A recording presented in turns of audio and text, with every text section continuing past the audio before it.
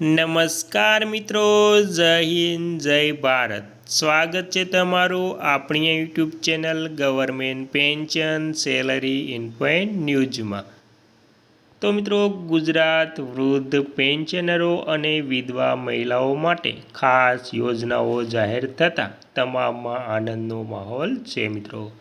તો મિત્રો, senior citizen કાર્ડથી 5 લાભ મળશે સાવ મફત અને વિધવાઓ મહિલાઓ માટે મોટી જાહેરાત. તો મિત્રો, આજ રોજ તારીખથી સૌથી મોટી જાહેરાત થતાં તમામમાં આનંદનો માહોલ છે મિત્રો.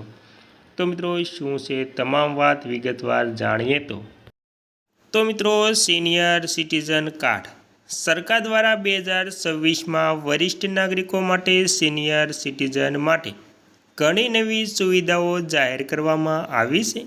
ખાસ કરીને સિનિયર સિટીઝન કાર્ડ ધરાવનારાઓને મુસાફરી, બેન્કિંગ અને આરોગ્ય સાથે સંબંધિત વિવિધ વિશેષ રાહતો મળે છે.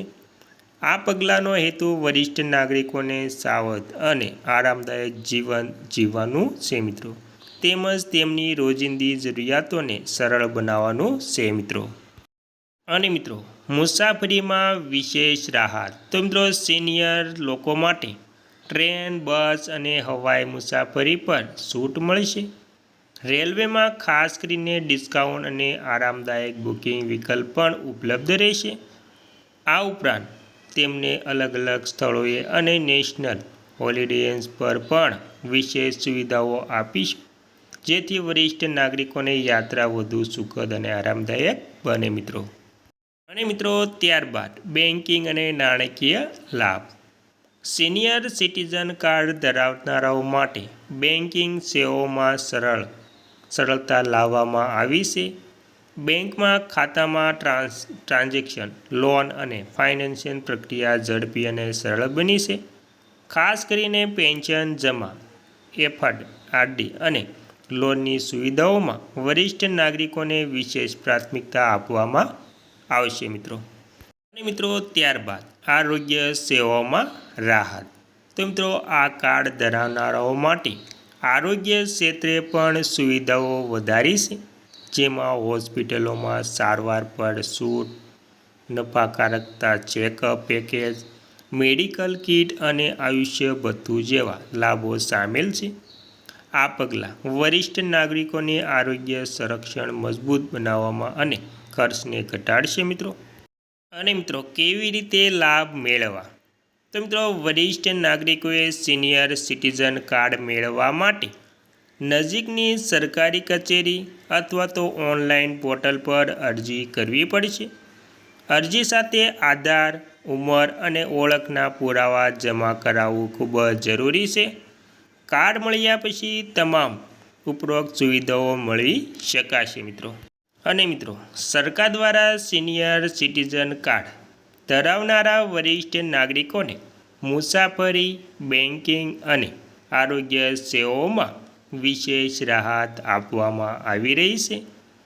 આ પગલાં વરિષ્ઠ નાગરિકોના જીવનને આરામદાયક, સુરક્ષિત અને સુખમય બનાવવા માટે મદદરૂપ થશે મિત્રો. અને મિત્રો, 2026માં સામાજિક સુરક્ષા યોજના અંગે મહત્વપૂર્ણ અપડેટ સામે આવી રહ્યા છે. વિધવા, વૃદ્ધ અને દિવ્યાંગ નાગરિકો માટે આપવામાં આવતી પેન્શન અને આર્થિક સહાયમાં વધારો કરવાની ચર્ચા ચાલી રહી છે. વધતી મોંઘવારી અને જીવન ખર્ચને ધ્યાનમાં રાખીને અને મિત્રો, સહાય રકમ વધારવાનો પ્રસ્તાવ વિવિધ સ્તરે વિચારધારણા હોઈ શકે છે. અને મિત્રો, કઈ યોજના હેઠળ મળે છે સહાય? ભારતમાં સામાજિક સુરક્ષા માટે અનેક યોજનાઓ અમલમાં છે.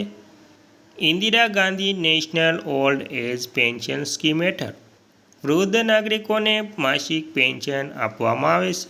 તેમજ ઇન્દિરા ગાંધી નેશનલ જે પેન્શન સ્કીમ છે તેમાં Indira Gandhi national widow pension scheme દ્વારા દિવ્યાંગ અને વિધવા મહિલાઓને પણ સહાય આપવામાં આવે છે.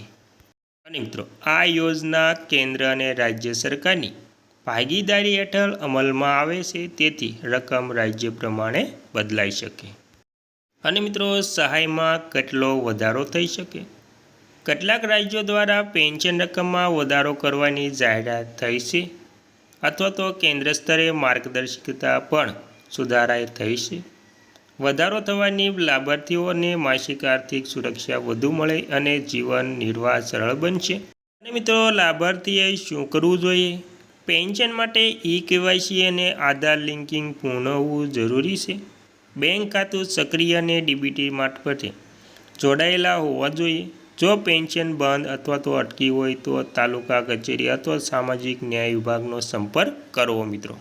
મિત્રો દિવ્યાંગ અને વૃદ્ધ નાગરિકો માટે વધારાની સહાય અંગેના સમાચાર આશાજનક છે. સત્તાવાર જાહેરાત પછી જ ચોક્કસ રકમ અને નિયમો જાણી શકાય છે. લાભાર્થીએ પોતાની વિગતો અપડેટ રાખવી અને સત્તાવાર માહિતી પર નજર રાખવી જોઈએ. અને મિત્રો ખાસ આ લેખ સામાન્ય માહિતી માટે તૈયાર કરવામાં આવ્યો છે. ચોક્કસ પેન્શન અને રકમ પાત્રતા માટે સંબંધિત રાજ્ય સરકાર અથવા તો સત્તાવાર પોર્ટલની માહિતી તપાસી લો મિત્રો.